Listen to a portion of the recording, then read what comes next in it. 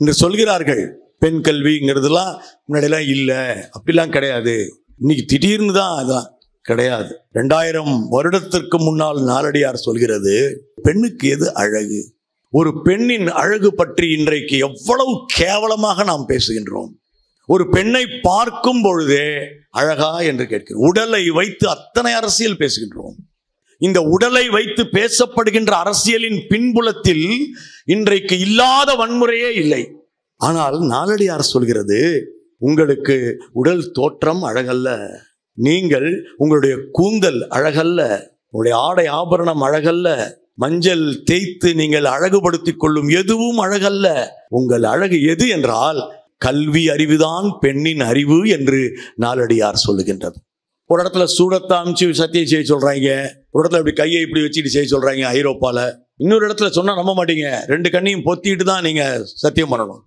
சீதையை போல அக்னி பிரவேசம் செய்து கூட சத்தியம் செய்வேன். இந்த உலகத்தின் தலை சிறந்த கல்வியை தமிழ்நாடு தான் வழங்கி கொண்டிருக்கிறது. தமிழகத்தின் இந்த கல்வியை காப்பாற்ற வேண்டிய ஒரு நிலையில் தான் நாம் இருக்கின்றோம். இது யாருக்கான வகுப்பறை? மக்களுக்கான வகுப்பறை, சாதாரண மனிதர்களுக்கான வகுப்பறை. இந்த வகுப்பறையில் இருந்து சென்று உலகை ஆண்டு கொண்டிருக்கும் அந்த மனிதர்களின் வகுப்பறைகளை தான் இன்று அலசப் போகிறோம். உங்களுக்கு தேவையான ஒரு துறைக்கு போகணுமா, ஸ்கூலை நம்பாத. இதுதான் செல்ஃப் லர்னிங் கான்செப்டினுடைய first line. Don't believe your school. Everything education பள்ளியிலே நடந்துரும் இல்ல. செல்ஃப் லேர்னிங் ஒன்று இருக்கு. உனக்கு என்ன துறை தேவைனாலும் உள்ள புக் இருக்கு போ என்று சொல்வதுதான் ஸ்கின்னரினுடைய வகுப்பறை. அவன் கையில எப்பவுமே ஒரு நோட் புக் வச்சிருக்கான், சின்னதா ஒரு நோட் புக். எதிராளி என்ன மூவ் பண்ணாலும் அதுல குறிக்கிறான், ஃபுல் கேமையும் குறிக்கிறான். வீட்டுக்கு எடுத்துட்டு போறான், அந்த நோட் மேக்கிங் தான் எடுத்த நோட்ஸை ஃபுல்லா படிக்கிறான். கிராண்ட் மாஸ்டர் ஆயிட்டாரு. நாளைக்கு 12th ரிசல்ட் வருது. ரிசல்ட் வரதுக்கு முன்னாடி பத்மஸ்ரீ விருது அவருக்கு அறிவிக்கப்பட்டது. தோழர்களே, அவர் எப்பேற்பட்ட மாபெரும் வெற்றியாளராக இருந்திருக்க வேண்டும். அப்ப என்ன பண்றாரு? தன்னுடைய கண்களை விழிப்பாக வைத்திருக்கிறார். லைப்ரரிக்கு போறாரு, எலக்ட்ரானிக்ஸ் சம்பந்தப்பட்ட ஜர்னல்ஸ் எல்லாம் எடுத்து படிக்கிறாரு சுந்தர் பிச்சை. அப்படி படிக்கும் பொழுது டக்குன்னு அவர் ஒரு அட்வர்டைஸ்மெண்ட் பாக்குறாரு. எலக்ட்ரானிக்ஸ் அண்ட் கம்யூனிகேஷன்ல ஒரு பேப்பர் போட சொல்லி ஒரு காலேஜில் இருந்து அவருக்கு ஒரு ஆட் இருந்தது. உலகம் வியக்கின்ற அந்த பேப்பரை கொடுக்கிறார். அந்த பேப்பர்ல இருந்த அடிப்படை தான் இன்னைக்கு நாம் பயன்படுத்தி கொண்டிருக்கும் குரோம். அந்த பேப்பரின் பின்பகுதியில் இருந்த அடிப்படை தான் இன்று நாம் பயன்படுத்தி கொண்டிருக்கும் கூகுள் மேப். இந்த அற்புத கொடைகளை அவர் வழங்குவது எந்த கல்வி மூலம் நடந்துச்சு? எந்த வகுப்பறை? இந்த உலகத்திலேயே திறந்து கிடக்கும் சுயக்கற்றல் வகுப்பறை. நம் நாட்டில் 2 புத்தகத்தை எவனுமே படிக்க மாட்டான். ஒரே ஆச்சரியமா இருக்கும். ஒன்னு காந்தி அடிகள் எழுதிய சத்திய சோதனை. இது இல்லாத லைப்ரரியே இல்லைங்க. இன்னைக்கும் நீங்க ஏதாவது லைப்ரரி திறந்தீங்கன்னா கவர்மெண்ட் உங்களுக்கு அந்த புக் அனுப்பிச்சிருவாங்க. அடுத்தது நம்மால் கவரையே பிரிக்க மாட்டான், ஆனா கையில வச்சிருப்பான். எது தெரியுங்களா? அப்துல் கலாம் எழுதிய அக்னி சிறகுகள். இது ரொம்ப வருத்தத்திற்குரிய செய்தி. கலாம் அக்னி சிறகுகள் எழுதுகிறார். 1979 SLV ஃபெயில்யூர், கடலில் போய் விழுந்து விட்டது. காரணம் தெரியல. மிக பிரம்மாண்ட தோல்வி. ஏனென்றால் நூற்றுக்கணக்கான கோடி அவுட். அப்போது தன்னுடைய லீடர் அவங்களாம் எப்படி நடந்துகிட்டாங்க, தன்னை ரெஸ்பான்சிபிள் ஆக்காம தான் எப்படி காப்பாற்றப்படும், இதெல்லாம் அவர் எழுதி கொண்டு போகிறார், உணர்ச்சியோடு எழுதுகிறார். ஆனால் அடுத்த ஒரே ஆண்டில் 1980 அது வெற்றி. எப்படி வெற்றி அடைஞ்சது? மதிப்பிற்குரியவர்களே, இது மிக கடினமான ஒரு வகுப்பறை. ஆசிரியர்களை விட மாணவர்கள் அதிகம் சூழ்ந்திருக்கும் ஒரு வகுப்பறை. என்ன சொல்லி இந்த குழந்தைகளை இங்கு அழைத்து கொண்டு வந்தார்கள் என்று எனக்கு தெரியாது. ஆனால் இந்த குழந்தைகளுக்கான புது உலகையும் நான் அறிமுகப்படுத்த வேண்டும். இந்த ஆசிரியர்களுக்கான வகுப்பறை அடிப்படைகளையும் நான் அலச வேண்டும். இந்த 2க்குமான தருணத்தில் 21வது ஆண்டில் அற்புதமாக அடிவடித்து வைத்திருக்கின்ற திருப்பூர் புத்தக திருவிழா குழுவை முதலில் மனதார வாழ்த்தி பாராட்டி தொடங்குகின்றேன்.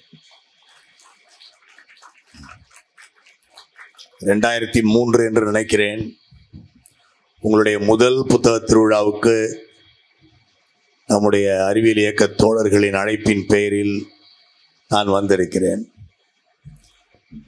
21 ஆண்டுகளுக்கு பிறகு இன்றைக்கு திரும்பவும் நான் வந்திருக்கிறேன். இன்றைய என்னுடைய உரையை ஜே.பி. நாயக் எனும் ஒரு கல்வியாளருக்கு அன்போடு நான் சமர்ப்பிக்கிறேன். இந்த உரை விரைவில் புத்தகமாக வெளிவரும் என்று திருப்பூருக்கு ஒரு தகவலையும் தெரிவித்துக் கொள்கிறேன்.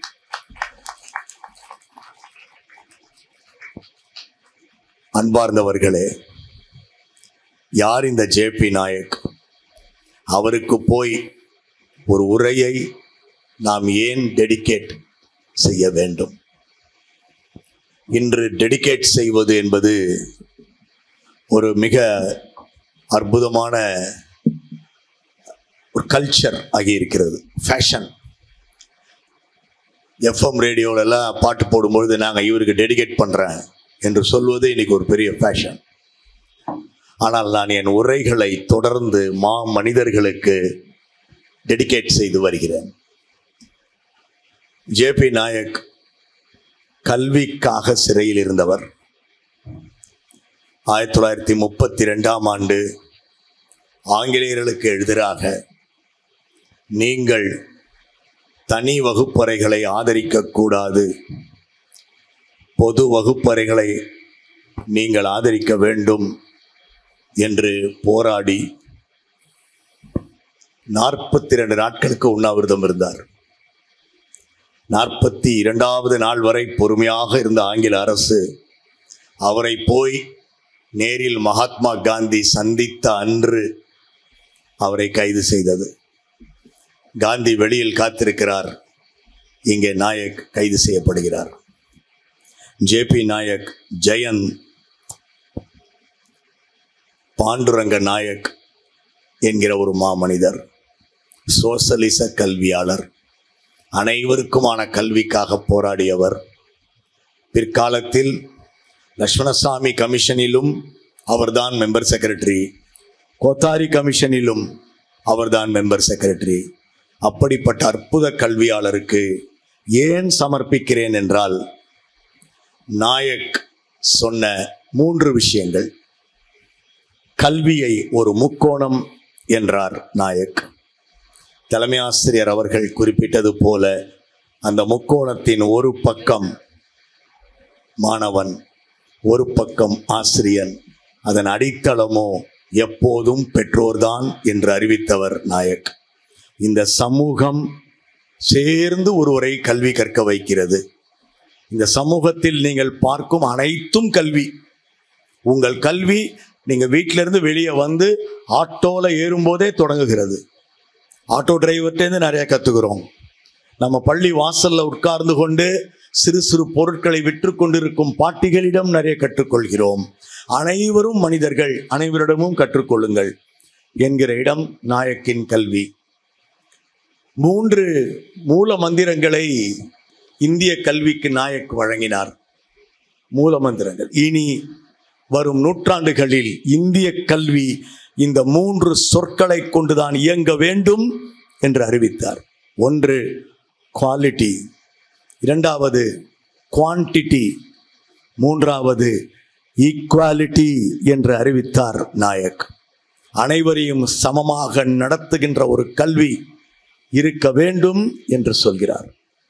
தமிழினுடைய தொன்மைகளை புரட்டி பார்த்தால் 2000 ஆண்டுகளுக்கு முன் புறநானூறு சொல்கிறது, உற்றுழி உதவியும் உருபொருள் கொடுத்தும் பிற்றை நிலை முனியாது கற்றல் நன்றே என்று சொல்கின்றது. நீ படிக்கின்ற பொழுது உன்னிலை மட்டுமல்ல, ஆசிரியர் நிலையும் உயர வேண்டும். ஆசிரியர்கள் நிலையை மனதில் வைத்து ஆசிரியர்களுக்கு என்ன செய்ய வேண்டும் என்பதையும் கருத்தில் கொண்டு கற்பதுதான் சரியான கல்வி என்று புறநானூறு சொல்கின்றது. இதற்கெல்லாம் ஒருபடி மேலே போய் இன்று சொல்கிறார்கள், பெண் கல்விங்கிறதுலாம் முன்னாடியெல்லாம் இல்லை, அப்படிலாம் கிடையாது.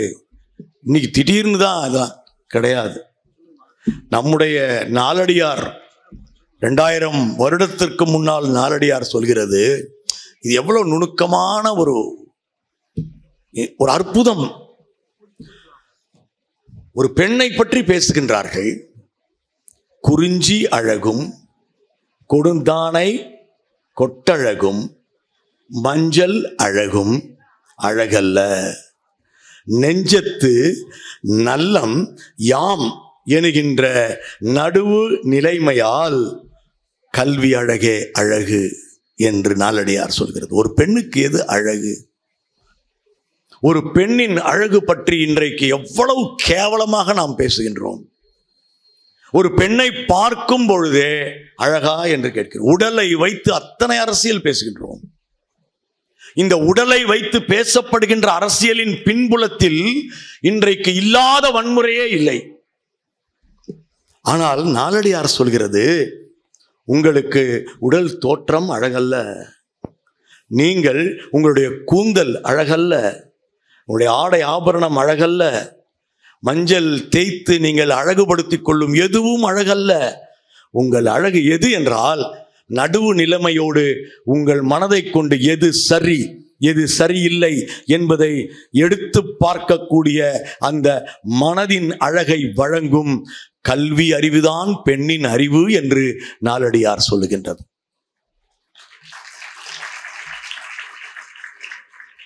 இத்தனை விஷயங்களை கல்வி தமிழகத்தில் உள்ளடக்கியதாக இருக்கிறது. இன்றைய என்னுடைய நோக்கம், நம்முடைய தமிழ்நாட்டில் நம்முடைய 10th +2 எல்லாம் படித்துவிட்டு, ஏன்னா நம்முடைய 10th +2 நான் எங்கே போனாலும் எந்த இடத்தில் வேண்டுமானாலும், ஒரு இடத்துல சூடத்தை அமிச்சு சத்தியம் செய்ய சொல்றாங்க, ஒரு இடத்துல இப்படி கையை இப்படி வச்சுட்டு செய்ய சொல்றாங்க ஐரோப்பால, இன்னொரு இடத்துல சொன்னா நம்ப மாட்டீங்க, 2 கண்ணையும் பொத்திட்டு தான் நீங்க சத்தியம் பண்ணணும், உலகத்தை பார்க்க கூடாது. சீதையை போல அக்னி பிரவேசம் செய்து கூட சத்தியம் செய்வேன். இந்த உலகத்தின் தலை சிறந்த கல்வியை தமிழ்நாடு தான் வழங்கி கொண்டிருக்கிறது. தமிழகத்தின் இந்த கல்வியை காப்பாற்ற வேண்டிய ஒரு நிலையில் தான் நாம் இருக்கின்றோம். இது யாருக்கான வகுப்பறை? மக்களுக்கான வகுப்பறை, சாதாரண மனிதர்களுக்கான வகுப்பறை. இந்த வகுப்பறையில் இருந்து சென்று உலகை ஆண்டு கொண்டிருக்கும் அந்த மா மனிதர்களின் வகுப்பறைகளை தான் இன்று அலசப் போகிறோம். நம்முடைய கல்வியினுடைய ப்ராடக்ட்ஸ், எப்பவுமே ப்ராடக்ட்ஸ் தானே முக்கியம். இன்றைக்கு நாம் ஒரு வர்த்தக உலகத்தில் வாழ்ந்துட்டு இருக்கோம். ப்ராடக்ட்ஸ், நாம் உருவாக்கிய நம் தயாரிப்புகள், எங்கள் தயாரிப்புகளை வாங்கி பயனடையுங்கள் அப்படின்னு சொல்லாமல் இன்று உலகை வென்றிருக்கும் முதல் தயாரிப்பு சுந்தர் பிச்சை. மாணவர்களும் சேர்ந்து தயவு செய்து கவனிக்க வேண்டும் என்று கேட்டுக்கொள்கிறேன். இந்த புதிய வெற்றியாளர்களின் கதை உங்களுக்கு புரிய வேண்டும். நாம் பழைய வெற்றியாளர்களின் கதைகளை பேசி பேசி பேசி அழுத்து விட்டோம். இப்படியெல்லாம் உருவானவர் தான் எடிசன், இப்படியெல்லாம் உருவானவர் தான் என்று பலரை பற்றி பேசி புகழ்ந்து பேசி இப்படியெல்லாம். இன்றைய மனிதர்களை திரும்பி பார்ப்போம். இன்றைக்கு சுந்தர் பிச்சை உலகத்தின் மா மனிதர். அதில் யாருக்கும் எந்த 2 வகையான இதுவும் வரத்துக்கு வாய்ப்பே இல்லை. ஒரு சிஇஓவாக, இன்னைக்கு சிஇஓங்கிறது தான் மிகப்பெரிய போஸ்ட். நம்ம நினைக்கிற சிஇஓ மாவட்ட முதன்மை கல்வி அலுவலர் அல்ல, ஒரு கம்பெனியின் மிகப்பெரிய போஸ்ட். உலக அளவிலான வர்த்தகத்தின் இன்றைக்கு நம்பர் 1 சம்பளம் பெறுபவர் சுந்தர் பிச்சை. இன்னைக்கு சுந்தர் பிச்சை அவருக்கு பர்சனல் செக்ரட்டரி 42 பேரா, 42 பேர் பர்சனல் செக்ரட்டரிஸ். ஆனால் அவ்வளவு சிம்பிள். நான் அவரை நேர்காணல் எடுத்திருக்கிறேன். அவ்வளவு சிம்பிள். அவரு நம்மளையெல்லாம் மதிச்சு, நீங்களா அப்படியா ரைட்டரா சூப்பர் சார் அப்படின்னு சொல்லி தமிழில் பேசியவர். மதுரையில் பிறக்கிறார் சார். அவர் பிறந்த ஊர் தான் மதுரை. அவங்க அம்மா பேர் லட்சுமி, அப்பா பேர் ரங்கநாதன். மதுரையில் பிறக்கிறாரு, ஆனால் சென்னையில் தான் படித்து வளர்கிறார். எப்படி அவர் சுந்தர் பிச்சை ஆனார்? ஏன் அப்படி ஆக வேண்டும்? சுந்தர் பிச்சையின் வகுப்பறை செல்ஃப் லேர்னிங் வகுப்பறை என்று அழைக்கப்படுகிறது. சுய கற்றல் வகுப்பறை. சுய கற்றல் வகுப்பறை என்றால் என்ன என்பதற்குள் நுழைவதற்கு முன் நாம் சுந்தர் பிச்சையை சற்று அருகில் சென்று பார்க்க வேண்டும். சுந்தர் பிச்சை படித்த ஸ்கூல்லலாம் போய் நான் கேட்டேன். 2 ஸ்கூலு. ஒன்று வந்து ஜவஹர் அப்படின்னு ஒரு ஸ்கூல் இருக்குது அண்ணா நகரில். அசோக் பில்லர் கிட்ட தான் அவங்களுக்கு வந்து அப்பார்ட்மெண்ட்டில் 3வது மாடியில் ஒரு சின்ன அப்பார்ட்மெண்ட்டுங்க, டபுள் பெட்ரூமு. அங்கே தான் அவங்க வாழ்ந்தாங்க. அப்பா ரங்கநாதன் வந்து ஒரு எலக்ட்ரிக்கல் கம்பெனியில் வேலை பார்த்தாரு. அம்மா ஒரு ஸ்டெனோ டைப்பிஸ்ட்டு. அந்த ஸ்கூலில் போய் கேட்டால் அவங்க என்ன சொல்லிட்டாங்க, ஆமாம் சுந்தர் ரங்கராஜன் ஒருத்தர் படித்தார், உண்மைதான், அவங்க அப்பா பேர் ரங்கநாதன் பிச்சை. ஆனால் ரொம்ப ஆவரேஜ் ஸ்டூடெண்ட் சார், ஒன்றும் பெரிய ஸ்டூடெண்ட் இல்லை அப்படி சொல்லிட்டான். சில டீச்சருக்கு தான் அவரை ஞாபகமே இருக்குது, எல்லாருக்கும் அவரை ஞாபகம் கூட இல்லை. அப்படி ஒரு ஆவரேஜ் ஸ்டூடெண்ட். ஆனால் அப்படி பள்ளிக்கூடம் படிக்கும் பொழுதே ஒருத்தர் வந்து பயங்கரமான ஆளியா அப்படின்னு இருக்க வேண்டியதில்லை. அதெல்லாம் வச்சுங்க. இதுவே முதல்ல ஒரு உதாரணம் நமக்கு. அங்கிருந்து 10th முடிச்சிட்டாரு சார். 10th அவர் ரொம்ப சுமார் மார்க் வாங்குறாரு, 369. 369 மார்க் வாங்கியிருக்காரு. என்னடா பண்ணுறதுன்னா அவங்க அப்பாட்ட போய் அவர் சொல்கிறாரு, எனக்கு வந்து I want only the engineering group. அது தெரியும்டான்றார் அவங்க அப்பா. ஏன்னா வீட்டில் ஒரு பொருள் பாக்கி இல்லைங்க. ஃபேன்லேருந்து ஆரம்பித்து டெலிஃபோன் வரைக்கும் எல்லாத்தையும் கழட்டி ஆகுனவேர் ஆக்கி தொடச்சி திரும்ப மாட்டி வேலை செய்ய வச்சிருவான். இதுதான் சுய கற்றல். இதை உங்கள் ஸ்கூல் சொல்லிக் கொடுக்காது. தான் சைக்கிளை ஆணுவேராக பிரித்து நல்லா தொடச்சி திரும்ப சேர்த்துருவான். இது சுய கற்றல். ஆனால் வனவாணி ஸ்கூல் எங்கே இருக்கு? அது வந்து அசோக் பில்லர்ல இருந்து கிண்டிலாம் தாண்டி நீங்கள் வந்து பார்த்தீங்கன்னா ஐஐடி வளாகத்திற்குள்ள அந்த ஹையர் செகண்டரி ஸ்கூல். அந்த ஹையர் செகண்டரி ஸ்கூலுக்கும் நான் போகிறேன். ஆமாம்மா, ஐஐடியில் செலக்ட் ஆகி போனார் அந்த சுந்தரா அப்படிங்கிறாங்க. ஒன்றும் பெருசாக அவங்களுக்கு அவரை பற்றி ஞாபகம் இல்லை. அங்கேயும் இன்சிக்னிஃபிகண்ட் ஸ்டூடெண்ட். ஆனால் என்ன டிஃப்ரென்ஸ்? அதுக்கு தான் நாங்கள் புத்தக திருவிழா நடத்துகின்றோம். புத்தக திருவிழாவின் நோக்கம் என்ன? உங்களெல்லாம் வாசிக்க வைப்பது. சுந்தர் பிச்சையின் வாழ்க்கை சொல்லுகிறது, படிப்பு வேறு, வாசிப்பு வேறு. அவரு அசோக் பில்லர்ல இருக்கிற தான் வீட்டில இருந்து கிட்டத்தட்ட 18 கிலோமீட்டர் தள்ளி இருக்கிற வனவாணி ஸ்கூலுக்கு 12th அங்கதான் இடம் கிடைக்குது, போய் சேர்றாரு. 11th 12th அங்க படிக்க போறாரு. இலவச பஸ் பாஸ் கொடுக்குறாங்க, வேண்டான்னு திருப்பி கொடுக்குறாரு. சைக்கிள் ரிக்ஷா எனக்கு வச்சு கொடுங்கன்னு அவங்க அப்பாட்ட கேட்கிறாரு. அவங்க அப்பா சைக்கிள் என்னடா இப்படி நடாடேன்னு வச்சு கொடுக்குறாரு. அந்த தாத்தா டெய்லி காலைல வருவார். 8:30 மணி 8:45 ஸ்கூல்ல இருக்கணும்னா 6:30 மணிக்கெல்லாம் வீட்டிலேருந்து கிளம்புனா தான் அந்த சைக்கிள் ரிக்ஷாவை மிதிச்சு நான் சொல்றது 1989 அந்த காலகட்டம். ஒரு வழியா போய் உள்ள நுழையணும். ஏறி உட்கார்ந்த உடனே பைக்குள்ள இருந்து ஒரு புக்கை எடுப்பார் சுந்தர் பிச்சை. தான் மிகவும் விரும்புகின்ற எலக்ட்ரானிக்ஸ் துறையில் லேட்டஸ்டாக எழுதப்பட்ட பாட புத்தகத்திற்கு வெளியில் இருக்கும் ஆத்தர்ஸினுடைய சாதாரண புத்தகங்கள் அதை படிக்க ஆரம்பிப்பாரு. சைக்கிள் ரிக்ஷா போயிட்டே இருக்கும். ஸ்கூலில் போய் சேர்றதுக்குள்ள அந்த புத்தகத்தின் பாதியை படித்து விடுவார். சாயந்தரம் ஸ்கூல்லேருந்து கிளம்புவார். 18 கிலோமீட்டர் அவர் அழுத்தணும். வந்து இறக்கி விடுறதுக்குள்ள மீதி புத்தகத்தை படித்து விடுவார். இதுதான் சுந்தர் பிச்சை வகுப்பறை. பாடப்புத்தகத்திற்கு வெளியில் புத்தகங்களை நேசிக்கும் குழந்தைகள் உண்மையிலேயே வெற்றி அடைவார்கள் என்பதற்கு சுந்தர் பிச்சை மிகப்பெரிய உதாரணம். சுந்தர் பிச்சையின் அதோட முடியல கதை. நம்ம ஏற்கனவே சொன்னோம்ல, அவர் வந்து இந்த எலக்ட்ரானிக் எக்யூப்மெண்ட்ஸ்லாம் எப்படி அப்பெல்லாம் பார்த்தீங்கன்னா அந்த சுழற்ற ஃபோன் தான். அந்த சுத்திர ஃபோனில் வேணுன்னு அவர் விளையாடுவார். 0 இங்கே போட்டுருவார், 1 இங்கே போட்டுருவார், 2 இங்கே போட்டுருவார், 7 அங்கே போட்டுருவார். போட்டுட்டு கரெக்டான நம்பர் அவர் சொல்கிறதுக்கு அந்த பிரெயினை வந்து ஆக்டிவேட் பண்ணுவார். Changing of the number places, but you have to call the real person. இது ஒரு விளையாட்டு அவருக்கு. அந்த ஃபோனில் அவர் எவ்வளோ வேலை செஞ்சிருந்தா இது நுணுக்கமாக செயல்படும். ரெண்டாவது, அவர் வந்து எக்ஸாம் எழுதுறாரு. எக்ஸாம் எழுதி ஐஐடி காரக்பூரில் இடம் கிடைக்குது. அது வரைக்கும் அவருக்கு ஹிந்திலாம் தெரியாது, வெறும் தமிழ் இங்கிலீஷ் தான். நம்ம +2 முடிச்ச புள்ள அது போய் காரக்பூரில் போய் ஐஐடியில் ஜாயின் பண்ணும்போது எலக்ட்ரானிக்ஸ் கேட்குறாரு. ஆனால் அவனுங்க மெட்டலர்ஜியை கொடுக்குறாங்க. நம்ம நாட்டில் இப்படி தான் நடக்கும். நீங்கள் எதை கேட்குறீங்களோ அதை கொடுக்க மாட்டோம்.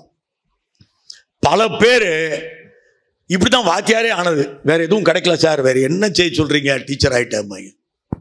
இதான் சார் கிடைச்சது. கிடைச்சதை வச்சுதான் நம்ம வாழ்வோம், அதுல நம்ம பெரிய ஆளா வருவோம். இது ஒரு ரூட்டு.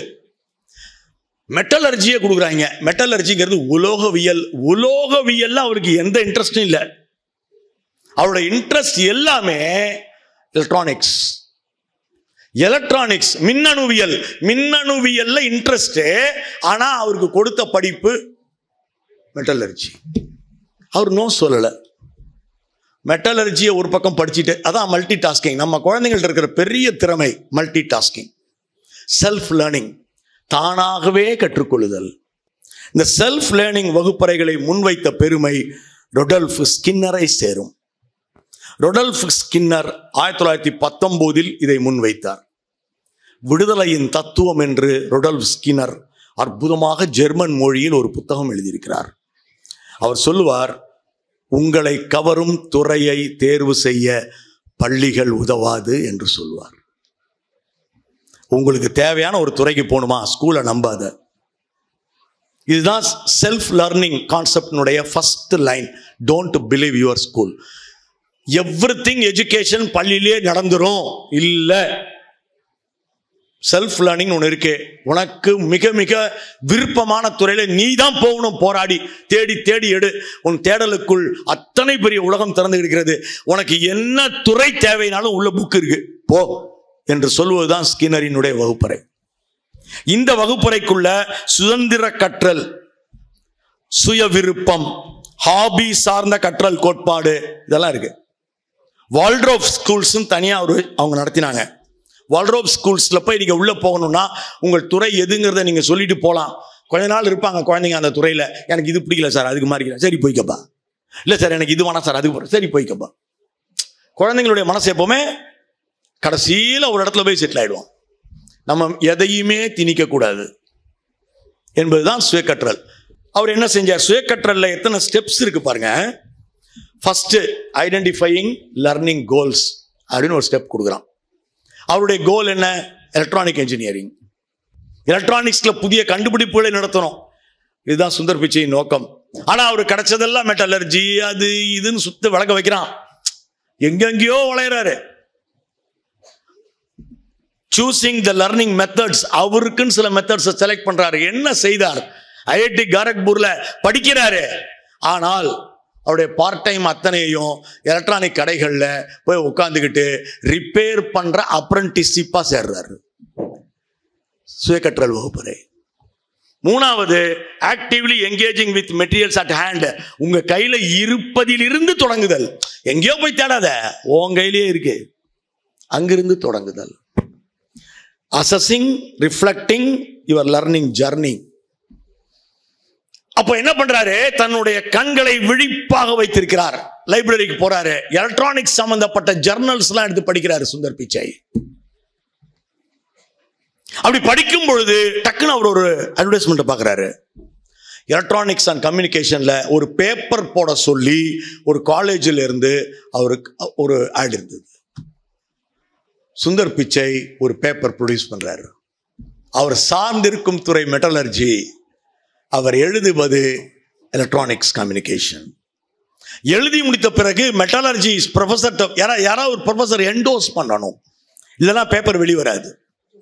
போய் கேட்கிறாரு மெட்டலர்ஜி ப்ரொஃபசர். அதை படிச்சுட்டு, அட்டா பாவி, இவ்வளோ நாடா எங்கடா இருந்தேன்னு கேட்குறான். ஏன்னா அவன் ஒரு ஃபாரினரு. ஓடி போய் அந்த ப்ரொஃபஸரே எலக்ட்ரானிக் கம்யூனிகேஷன் ப்ரொஃபசர் 3 பேர்ட்ட கைத்து வாங்கி வந்து கொடுக்குறான். டேய் அனுப்புடா அப்படின்ட்டு. உலகம் வியக்கின்ற அந்த பேப்பரை கொடுக்கிறார். அந்த பேப்பர்ல இருந்த அடிப்படை தான் இன்னைக்கு நாம் பயன்படுத்தி கொண்டிருக்கும் குரோம், கூகுள் குரோம். அந்த பேப்பரின் பின்பகுதியில் இருந்த அடிப்படை தான் இன்று நாம் பயன்படுத்தி கொண்டிருக்கும் கூகுள் மேப். இந்த ரெண்டுமே சுந்தர் பிச்சை இந்த உலகிற்கு வழங்கிய அற்புத கொடை. இந்த அற்புத கொடைகளை அவர் வழங்குவது எந்த கல்வி மூலம் நடந்துச்சு? எந்த வகுப்பறை? இந்த உலகத்திலேயே திறந்து கிடக்கும் சுயக்கற்றல் வகுப்பறை. இந்த சுயக்கற்றல் வகுப்பறையில் வெற்றி பெற்ற ஒரு மாமனிதனை தமிழக கல்வி உருவாக்கி இருக்கிறது. தோழர்களே, தமிழக கல்வியை போற்றுவோம். நாம் எடுத்துக்கொள்ளும் அடுத்த மாமனிதர் நம்முடைய ப்ராடக்ட்ஸ். ஒரு ப்ராடக்ட் முடிச்சிட்டோம். Next product Viswanathan Anand. விஸ்வநாதன் ஆனந்த் பத்தி பேசுறோம். ஏன் சார் முகேஷ் பத்தி பேச மாட்டீங்களா? ஓ, அவருடைய அந்த வழிதான், அதுவும் same route. Viswanathan Anand Don Bosco school Chennai, 10th 12th நம்ம கல்வி சார், மெட்ரிக். ஹையர் செகண்டரியில் பொறுத்த வரைக்கும் தமிழக கல்வி. ஆனா இந்த விஸ்வநாதன் ஆனந்தனுடைய வகுப்பறை தனித்துவமானது. உலகத்திலேயே 27 ஆண்டுகள் தொடர்ந்து வேர்ல்டு நம்பர் 1 செஸ் சாம்பியனாக இருந்த ஒரே மனிதர் விஸ்வநாதன் ஆனந்த்.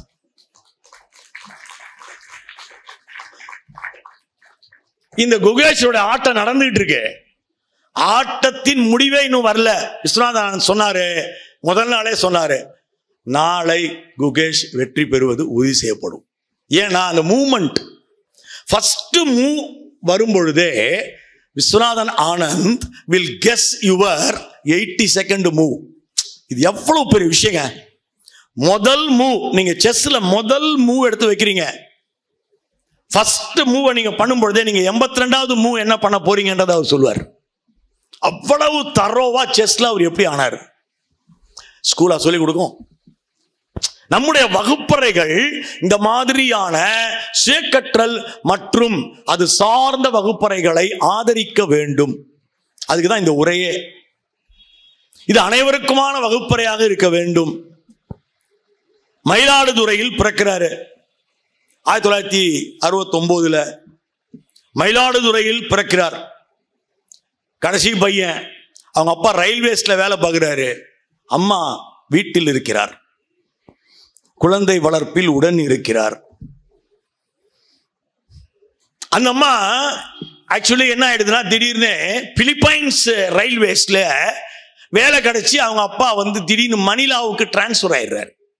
ஒரு நல்ல பழக்கம் எனக்கு அப்ப இருந்த பழக்கம் என்னன்னா, இப்பெல்லாம் அந்த மாதிரி வேலை கிடைச்சா குடும்பத்தை இங்கேயே விட்டுட்டு அவரு மட்டும் போயிடுவாரு.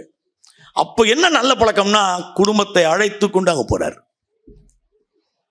அப்ப அங்க போய் ஸ்கூல் சேர முடியாது, பள்ளி சேர முடியாத நிலையில் 2.5 வயசுல ஆனந்த என்ன செய்யறதுன்னு தெரியல. அதனால அந்த அம்மா என்ன பண்ணுது, ஆனந்தோட செஸ் விளையாட ஆரம்பிக்குது. வாடா விளையாடலாம். எடுத்த உடனேயே அந்த அம்மாவுக்கு பெரிய ஷாக் என்னன்னா, ஐ வாண்ட் ஒன்லி பிளாக் அப்படின்னு அவன் சொல்றான். அவனுக்கு தெரிஞ்சது நிறம், பிடித்த நிறம் கருப்பு. இது ரொம்ப ரொம்ப கஷ்டம். ஒரு குழந்தைங்கள்ட்ட கருப்பு தான் பிடிக்கும்னு சொல்ல வைக்கிறது அவ்வளோ ஈஸி கிடையாது.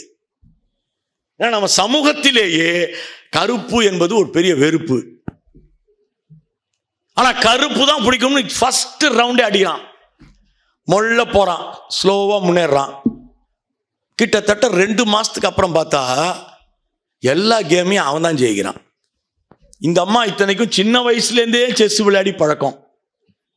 என்னடா நம்மள இவன் எப்படி ஜெயிக்கிறான் என்னன்னே புரியலையேன்ட்டு அவங்களுக்கு ஒரே. இதுக்கு நடுவில் மதியம் 2 மணி நேரம் ரேடியோ கேட்பாராம் அவரு. எப்போ? 4 வயசுல. மதியம் 2 மணி நேரம் ரேடியோங்க. வானொலி கேட்டல் அப்படிங்கிறது ஒரு பெரிய நல்ல பழக்கம்.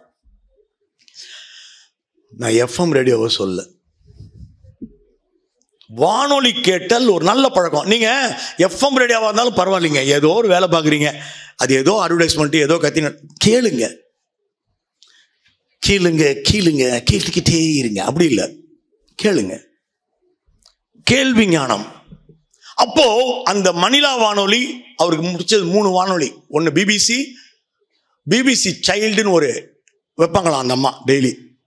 2வது மணிலா வானொலி. மணிலா வானொலியில் என்ன பண்ணுவாங்களா, மத்தியானம் 1:30லேருந்து 3 வரைக்கும் பசில்ஸு, மேக்ஸு, அந்த விடுகதைகள் சொல்லப்படும். விடுகதை சொல்லி திடீர்னு காணாம போயிடுவா அப்படியா ஆனந்த். கிட்டத்தட்ட ஒரு 20 நிமிஷம் கழிச்சு வெளியே வந்து, அம்மா ஐ நோ தி ஆன்சர், எனக்கு தெரியுமா, இதான் விடையும் பாரு. என்னடா இது கொடுமை. அப்படியே இவங்க விடையை ஃபோன் பண்ணி சொல்லிடணும். ஃபோன் பண்ணி சொல்லிட்டே இருப்பாரு. வாரம் சரியான விடை சொன்னதுக்கு இவருக்கு ஒரு புக்கு அனுப்பிட்டே இருப்பாங்க. புத்தகம் தான் பரிசு. இப்படி புக்கா சேர்த்துட்டாரு. சேர்த்ததுக்கு அப்புறம் அவங்க அம்மாட்ட சொல்றாரு, ஒண்ணு எனக்கு படிக்க சொல்லி விடு, இல்ல நீ படிச்சு காட்டு. இல்லடா நான் உனக்கு படிக்கவே சொல்லித்தரேன் அப்படின்ட்டு அவங்க ஒரு நாள் என்ன பண்ணிடுறாங்க, நேர்ல வர வச்சு போட்டி நடத்துறான். நேர்ல வர வச்சு போட்டி நடத்தும் பொழுதுதான் இவங்க கவனிக்கிறாங்க, ஆனந்த் தன் கையில் ஒரு நோட்டை எடுத்துக் கொள்கிறார். சார் படிக்கவே தெரியாது, இப்பதான் பழகிறாரு. ஆனால் தன் நோட்ல செஸ்ஸை வரைந்து இந்த மூவ் இங்க, இந்த மூவ் இங்க ஆரோ மார்க் போட்டு அந்த மூவை பூரா பதிவு பண்றான். நோட் மேக்கிங் வகுப்பறை, இதுதான் விஸ்வநாதன் ஆனந்தின் வகுப்பறை. நம்ம டீகோடிங் பண்ணணும். விஸ்வநாதன் ஆனந்த எப்படி ஜெயிச்சான்? நோட் மேக்கிங் வகுப்பறை. அப்பதான் கவனிக்கிறாங்க, ஓ இப்படி இருக்காடா வந்துட்டேன், நான் இந்த நோட் இல்லாமல் என்னால் வர முடியாதுன்றான். அங்கே போய் நேரில் உட்காந்தா எல்லா இதுக்கும் பதில் சொல்லிட்டான். கொஞ்ச நேரம் கழிச்சு ஆனந்த் மட்டும் பதில் சொல்லக்கூடாது, இது மற்றவங்களுக்கான கேள்வி அப்படின்னு 5 கேள்வி கேட்குறாங்க. அங்கே போய் நின்று எந்த புக் வேணுமோ எடுத்துக்க, இது எல்லாமே நீங்கள் ஒவ்வொரு காப்பி எனக்கு அனுப்பிட்டீங்க, இந்த புக்கெல்லாம் என்கிட்ட இருக்கு, ஏதாவது புதுசாக புக் இருக்கான்னு கேட்குறான். இதெல்லாம் ஆனந்தின் ஆச்சரியங்கள், வெளியில் தெரியாத ஆச்சரியங்கள். ஏ கிராண்ட் மாஸ்டர்ஸ் ஸ்டோரின்னு அவருடைய அந்த சுயசரிதை புத்தகம் 600 பக்கம். அதில் உள்ள போனால் இவ்வளோ புதையல் இருக்கு, இவ்வளோ புதையல் இருக்கு. வாசிப்பின் மூலம் தான் நான் தெரிஞ்சுக்கிட்டேன். நான் ஆனந்த் கூட வாழ முடியும். 3 முறை அவரை சந்தித்து இருக்கிறேன். இன்றைக்கு நம்முடைய தமிழகத்தின் கல்விக் கொள்கையை வடிவமைப்பவர்களில் ஒருவராக இருக்கிறார். அங்கே அவரை நான் சந்தித்திருக்கிறேன், அங்கே அவரோடு பேசி இருக்கிறேன். அப்போ மணிலா முடிஞ்சு போச்சு, சென்னை திரும்பி வராங்க. டான் பாஸ்கோல போய் சேர்றாரு, சேர்த்து விடுறாங்க. டான் பாஸ்கோ பள்ளி அவருக்கு ஒரு சின்ன டெஸ்ட் வச்சு அவர் டைரக்டா 3rd அல்லது 4th சேரலாங்கிறாங்க. அவங்க அம்மா 3rdலயே சேருங்கிறாங்க. நான் 2nd ஸ்டாண்டர்ட்லேருந்து தான் படிப்பேங்கிறாரு. அவருக்கு ஏதோ ஒரு விருப்பம். ஆனால் 2nd ஸ்டாண்டர்ட் படிக்கிற மாணவர் அந்த ஸ்கூல்ல 12th வரைக்கும் வாத்தியார்லேருந்து ஒரு ஆள் விடாம எல்லாரையும் செஸ்ல முதல்ல பீட் பண்றான். பீட்டிங் தான். இந்த நோட் மேக்கிங் வகுப்பறை இது எங்கிருந்து வந்தது? இதுதான் நம்ம பார்க்க வேண்டியது.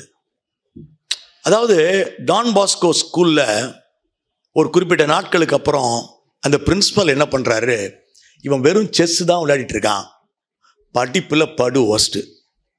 ஏங்க புக் எடுத்து படிக்க வேணாம், என்னங்க இப்படி பண்றீங்க நீங்க? எப்போ சொல்லுவார் நினைக்கிறீங்க? 11th 12th 10th பப்ளிக் பரீட்சைன்னு ஒன்று இருக்குல்ல, 12th அப்படிங்கிற ஒரு பரீட்சை இருக்குல்ல. இவனை டேய் நீ எந்த கிளாஸ்டா படிக்கிற? 12th அவன் சொல்லுவான். 12th அப்படின்னு நம்மளே அவனுக்கு வந்து ஒரு பெரிய டேஞ்சர் ஜோன். அப்போ அவர் கூப்பிட்டு விஸ்வநாத ஆனந்த் உட்காந்துருக்காரு, பக்கத்தில் அவங்க அம்மா உட்காந்துருக்காங்க, அவங்க அப்பா நிற்கிறார், பிரின்சிபல் ரூமில் நிற்கிறார். ஏங்க கொஞ்சமாவது படிக்கணுமா இல்லையா? இல்லை தம்பி வேணா நீங்கள் அடுத்த வருஷம் எழுதுறீங்களா? ஏன்னா பெயில் ஆனால் அது பேப்பர்லலாம் போடுவான், நீங்கள் வேற ஃபேமஸ்ஸு. அப்போது விஸ்வநாதன் ஆனந்த் அந்த இடத்துல எழுதுகிறார். என்ன அற்புதமான ஒரு எழுத்து. ஒரு மருத்துவமனை இருக்கிறது என்று வைத்துக்கொள்வோம். அவர் எழுதுறார், நோயாளிகளை எல்லாம் வலுக்கட்டாயமாக வெளியேற்றிவிட்டு ஆரோக்கியமானவர்களை மட்டுமே வைத்துக்கொண்டு நடக்கும் ஒரு மருத்துவமனை சாத்தியமா? ஏன் பள்ளிக்கூடங்கள் அப்படி ஆகிவிட்டன என்று எழுதுகின்றார். படிக்க தெரியாதவர்களை எல்லாம் வெளியில் அனுப்பிவிட்டு படித்தவர்களை மட்டும் வைத்துக்கொண்டு நாங்கள் 10% ரிசல்ட் வாங்குறோம் என்று சொல்லுகின்ற பள்ளிக்கூடங்களும் இப்படிப்பட்ட மோசமான மருத்துவமனைகளும் ஒன்றுதான் என்று எழுதுகின்ற ஒரு மாமனிதராக நாம் விஸ்வநாதன் ஆனந்தை பார்க்கிறோம். வேற எதுக்குடா ஸ்கூல் வச்சிருக்கீங்க? யாருக்கான வகுப்பறை இது? யாருக்கான பள்ளி இது? என்ன முக்கியமான ஒரு கேள்வி. இந்த கேள்வி விஸ்வநாதன் ஆனந்தின் வாழ்க்கை முழுவதும் எதிரொலிக்கிறது. இந்த note making method John Locke என்கின்ற ஒரு மாமனிதர் கண்டுபிடித்தது. அவன் கையில எப்பவுமே ஒரு நோட் புக் வச்சிருக்கான், சின்னதா ஒரு நோட் புக். எதிராளி என்ன மூவ் பண்ணாலும் அதுல குறிக்கிறான், ஃபுல் கேமையும் குறிக்கிறான், வீட்டுக்கு எடுத்துட்டு போறான். அந்த நோட் மேக்கிங் தான் எடுத்த நோட்ஸை ஃபுல்லா படிக்கிறான். எப்படி ஹையர் செகண்டரி பாஸ் பண்ணான் சார்? அந்த இடம் இன்னும் அற்புதமானது. அதுக்குள்ள கிராண்ட் மாஸ்டர் ஆயிட்டாரு. நாளைக்கு 12th ரிசல்ட் வருது. எப்படி 12th ரிசல்ட்டுங்க? ஆனா கிராண்ட் மாஸ்டர் ஆனந்த் அவர். அப்போ போன் வருது. யார்கிட்டேருந்து? ஸ்கூல் ஃபாதர் கிட்டேருந்து. அவங்க அம்மாவுக்கு ஃபோன் பண்ணி டென்ஷன் ஆகிட போகிறான், ரிசல்ட் எப்படி வந்தாலும் பரவாயில்லன்னு சொல்லுங்க. ஃபாதர் சொல்றாரு. ரிசல்ட் வரதுக்கு முன்னாடி பத்மஸ்ரீ விருது அவருக்கு அறிவிக்கப்பட்டது. தோழர்களே, அவர் எப்பேற்பட்ட மாபெரும் வெற்றியாளராக இருந்திருக்க வேண்டும். எனவே உங்கள் வகுப்பறை வழங்காத ஒன்றை உங்களுடைய சொந்த வகுப்பறை உங்களுக்கு வழங்கிவிடும். அதனாலதான் நோட் மேக்கிங்ல ஜான் லாக்ங்கிற ஒரு டாக்டர் அவன் முதல்ல தொடங்கி வைக்கிறான். அவன் என்ன பண்றான்? தன்னுடைய எல்லா விதமான நோயாளிகளை பத்தியும் குறிப்பெடுத்து வச்சுக்கிறான். இந்த நோயாளிகளே திரும்ப டாக்டர் போறப்போ தன் நோயை மறைக்கிறாங்க, பொய் சொல்றாங்க, ரீல் விடுறாங்க. இல்லை சார், எனக்கு அப்படிலாம் ஒன்றும் இல்லை சார். ஏன்னா இவர் செலவு வச்சிருவாரோ ஒன்று. எனக்கு ஒன்றும் இல்லை சார், நான் பார்த்துறேன் சார். ஏன்னா பாதி பேர் நம்ம நோயாளிங்க போறதே மெடிக்கல் ஷாப்புக்கு தான், டாக்டர்கிட்ட இல்லவே. டாக்டர் என்ன பண்றாரு நினைச்சிட்டு இருக்கீங்க? அவர் சார் நம்ம வீக்லி டெஸ்ட், மந்த்லி டெஸ்ட் எல்லாம் வைக்கிறோம்ல, குவார்டர்லி டெஸ்ட், பேஜ் டெஸ்ட் எல்லாம் உண்டாப்பா உங்க ஸ்கூல்ல. இன்னும் பலவிதமான டெஸ்ட் நம்ம கண்டுபிடிச்சிட்டே இருக்கோம்ல. இந்த மாதிரி doctor blood test, urine test, அவர் ஒரு 30 டெஸ்ட் வச்சிருக்காரு. ஒரு நோயாளியா அவன் தேர்வரா என்று தெரியாது. அவன் போய் எல்லா டெஸ்டையும் அந்த பேப்பரை பார்த்துட்டு, சார் உங்களுக்கு தலைவலிக்குதுன்னு நினைக்கிறேன், அதுக்கு தான் டாக்டர் நான் வந்தேன். காரணத்தை கண்டுபிடிக்க முடியல, ஒரு சிடி ஸ்கேன் எடுத்துரும், அடுத்த டெஸ்ட். இதுக்கு பயந்து நம்ம ஆளு எல்லாம் சரியா கொடுப்பாயா, அவரு கூட தான் இருந்துச்சு மாத்திரை போடல. அவரு எங்கே போய் மாத்திரை வாங்கினா அந்த இந்த மெடிக்கல் இருக்குல்ல, தேங்க்யூ சார், அவ்வளோ முடிஞ்சு போச்சு. இதை எப்படி கண்காணிப்பது என்பதற்காக உருவாக்கப்பட்டது தான் அந்த நோட் மேக்கிங். ஜான் லாக்ங்கிற ஒரு டாக்டர் இங்கிலாந்துல நோட் மேக்கிங் வச்சிருக்கான். இதெல்லாம் குறிச்சு வச்சுட்டான். குறிச்சு கிளீனா வச்சு இந்த மாதிரி விஷயங்கள்ல இந்த டாக்டர்ஸ் இந்த டெஸ்ட், இந்த டாக்டர் பண்றாரு, இது பண்றாரு. பின் நாட்களில் 1974ல வால்டர் பார்க் என்ன பண்றாரு? SQ3R என்கிற ஒரு மெத்தடை நோட் மேக்கிங்ல கொண்டு வர்றாரு. இந்த SQ3R அப்படிங்கிற மெத்தட்ல 4th R-ஐ ஆனந்த் இணைக்கிறார். சாதாரண நினைச்சிட போறீங்க. ஆனந்த் என்ன பண்ணாரு? +2 பரீட்சைக்கு கரெக்டா இன்னும் 28 நாள் இருக்கு. அதே தான் இன்னைக்கும் +2 பரீட்சைக்கு இன்னும் 28 நாள் இருக்கு. இதே பிப்ரவரி 1ஆம் தேதி தன் நண்பர்களினுடைய 2-3 நோட்டை வாங்கிட்டு போனார் வீட்டுக்கு. அவர் படிச்ச காமர்ஸ் குரூப் அழகா ஒவ்வொரு நோட் புக்கையும் பார்த்து சுயமா அவன் 20 நிமிஷம் நோட் எடுத்துக்க. இந்த நோட் மேக்கிங் கான்செப்ட்ல உள் வாங்கிட்டு நேரா எக்ஸாம் போனாரு. 82%.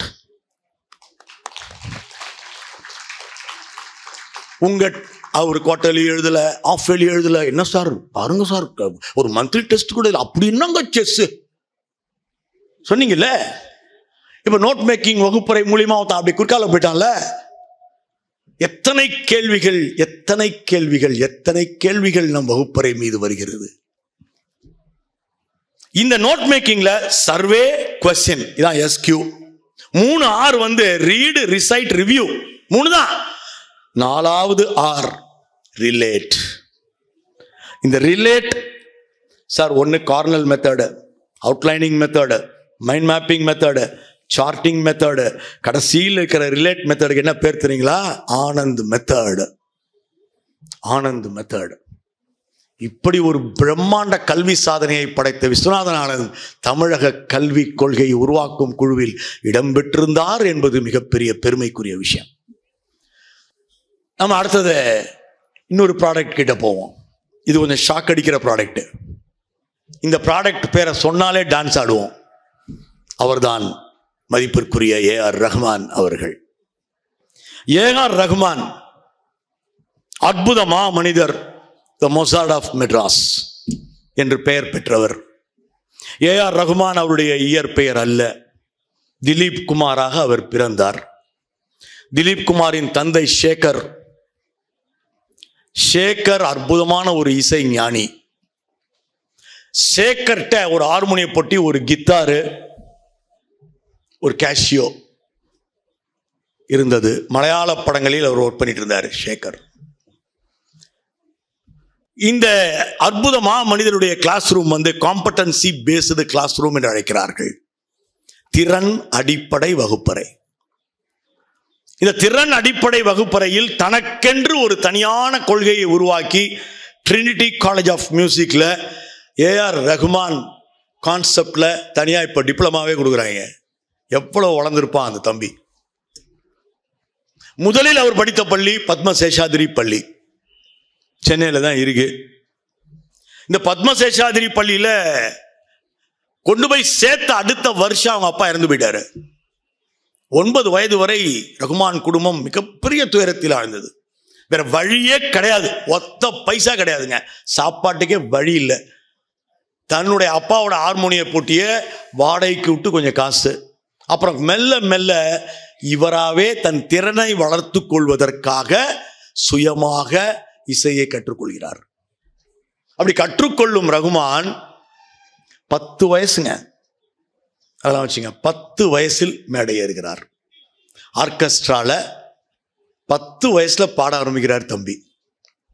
கிட்டார் வாசிக்கிறாரு, கிட்டார் வாசிப்பாரு, ஷெனாய் வாசிப்பாரு, ஹார்மோனியம் அதாவது கேஷியோ வாசிப்பாரு.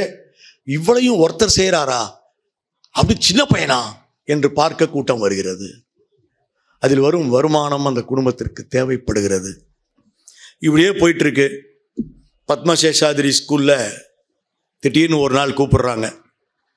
என்னங்க ஸ்கூலுக்கும் வரமாட்டான், படிக்கவும் மாட்டான், நெக்ஸ்ட் இயர் 10th விளையாடுறீங்களா, இன்னும் நீங்கள் ஃபீஸும் கட்டல, இதெல்லாம் சொல்கிறாங்க. அப்போ ஏதோ பேச்சுவார்த்தை முத்தி போகிறது. ஏஆர் ரஹ்மான் எழுதுகின்றார், ஏன் அந்த ஹார்மோனிய போட்டி எடுத்துகிட்டு போய் அப்படியே ரங்கநாதன் தெருவில் உட்காந்து பிச்சை எடுத்தால் கூட தான் காசு வரும் என்று ஒரு ஆசிரியர் அல்ல அவங்க, கண்டிப்பாக அப்படி பேசுபவர் ஒரு ஆசிரியராக இருக்க முடியாது. எனவே அதிலிருந்து விலகுகிறார். 3 மாதம் ஸ்கூலுக்கு போல. ஆனால் இந்த 3 மாதம் அவர் என்ன செய்தார்? திறன் அடிப்படை கல்வியில் 3 மாதங்கள் ட்ரினிட்டி காலேஜ் ஆஃப் லண்டன் அதுக்கு அப்ளை பண்ணி இங்கிருக்கும் மாஸ்டர்ஸ் மூலியமா, யார் அவருடைய மாஸ்டர்ஸ்? ஜகீர் ஹுசைன் அயல் நாடுகளுக்கு போகும் பொழுது ஏஆர் ரஹ்மானை உடன் அழைத்து செல்கிறார். மாபெரும் தபில அறிஞர் குன்னக்குடி வைத்தியநாதன் வெளிநாடுகளில் தான் இசையமைக்கும் பொழுது ஏஆர் ரஹ்மானை அழைத்து செல்கிறார். 3வது மாமனிதர், அற்புதமான மனிதர் MS விஸ்வநாதன். இசைக்குழுவை அழைத்து கொண்டு சிங்கப்பூர் போகும்போது ஏஆர் ரஹ்மானை கூப்பிடுறாரு. அதோட அவருக்கு பாஸ்போர்ட் முடிஞ்சு போயிடுச்சு, ரினியூவல் பண்றதுக்கு காசு இல்லை. இந்த நிலையில் தான் Madras Christian college higher secondary school என்கிற பள்ளியில் சென்று ஏஆர் ரஹ்மான் இணைந்து கொள்கிறார். நீ எதுவும் வேணாம், நீ CBSE முடிச்ச சர்டிஃபிகேட் வச்சிருக்க, அது போதும், வந்துருன்றாங்க.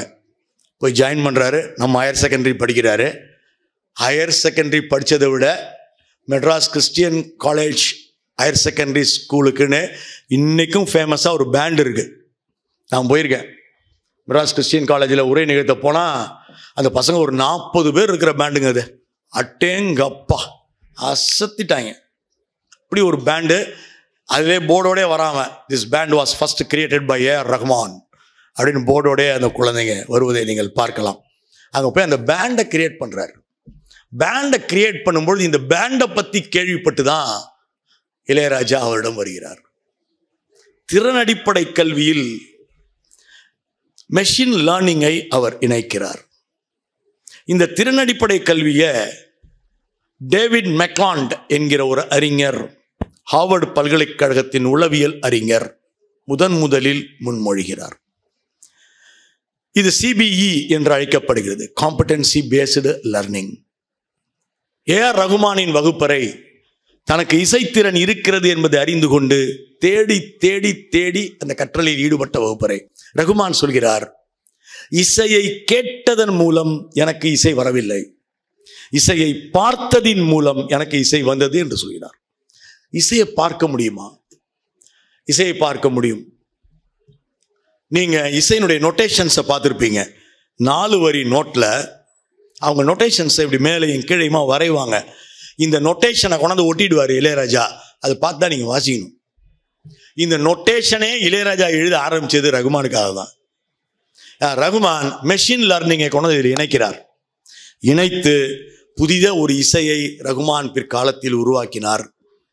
இந்துஸ்தானி, கவாலி, கர்நாடிக், வெஸ்டர்ன் நான்கும் இணைந்த ஒரு இசை. அதற்கு டிஸ்கோகிராஃபி இசை என்று பெயர். டிஸ்கோகிராஃபி இசையை தோற்றுவித்தவர் ஏஆர் ரகுமான். அதில் தீமாட்டிக் அப்ரிசியேஷன் டெஸ்ட்னு ஒன்று இணைக்கிறாங்க.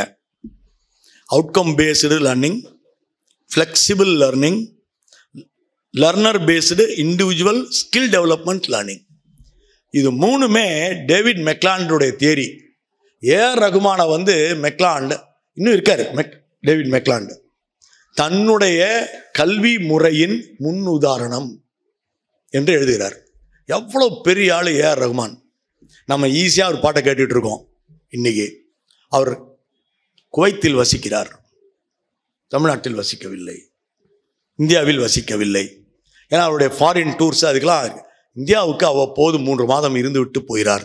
தமிழகத்துக்கு அந்த 3 மாதம் வந்தார்னா கண்டிப்பாக Madras Christian college higher secondary ஸ்கூலுக்கு போய் அந்த பேண்டு கூட ஒரு நாள் இருந்து அந்த பசங்களோட ஜாலியாக டான்ஸ் ஆடி 2 அடிச்சுட்டு தான் போகிறாரு. அப்படி மனிதர். கிட்டத்தட்ட 7 தடவை ஏஆர் ரகுமான் நம்மளுடைய மைக்கேல் ஜாக்சனை சந்திக்க முயற்சி பண்ணாராம். மைக்கேல் ஜாக்சன் 7 முறையும் அவரை சந்திக்கல. ஆஸ்கார் பெற்று கிராமி அவார்டும் வாங்கிய பிறகு ஏஆர் ரகுமானை சந்திக்க முடியுமா என்று மைக்கேல் ஜாக்சன் கேட்கிறார். அவரை சந்திக்க ஏஆர் ரகுமான் மறுத்துவிட்டார் என்கிற அளவிற்கு மார்த்தட்டக்கூடிய மாமனிதனை நம்முடைய கல்வி உருவாக்கியது என்பதை நாம் மனதில் நிறுத்த வேண்டும்.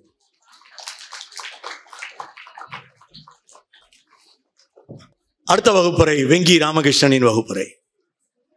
வெங்கி ராமகிருஷ்ணன் நம்மிடம் கல்வி கற்று நோபல் பரிசு பெற்ற அறிஞர். ஒரு நோபல் பரிசு பெறும் அறிஞரை உருவாக்கி இருக்கும் கல்வி நம்முடைய கல்வி. வெங்கி ராமகிருஷ்ணன் சிதம்பரத்தில் பிறந்தவர். சிதம்பரத்தில் அந்த காலத்தில் அவங்க அம்மா ராஜலட்சுமி ஒரு டீச்சர். இந்த ராஜலட்சுமி பின் நாட்களில் விஞ்ஞானி ஆனார். பயோடெக்ல பிரம்மாண்ட விஞ்ஞானி. அவங்க சாதாரண ஆள் நினைச்சிருப்பீங்க ராஜலட்சுமிய.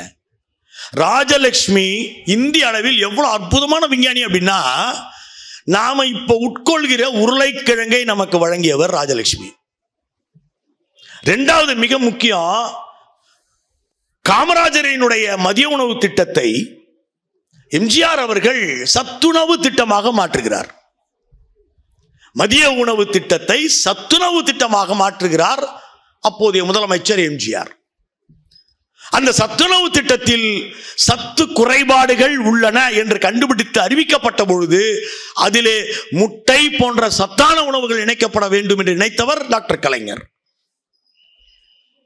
இந்த சத்துணவு என்று எதை வைத்து சொல்கிறீர்கள்? சத்துணவு, சரிநிகித உணவு, குழந்தைகளுக்கான சத்துணவு. இதுல காலை நேரத்தில் எதை உட்கொள்ள வேண்டும் என்பதை ஒரு தமிழக அரசு முடிவு செய்து காலை நேரத்தில் எப்பவுமே ராகி மாதிரியான மாற்று உணவுகளை கொடுங்கள் என்று தற்போது காலை உணவு திட்டத்தை நாம் அறிமுகம் செய்திருக்கிறோம்.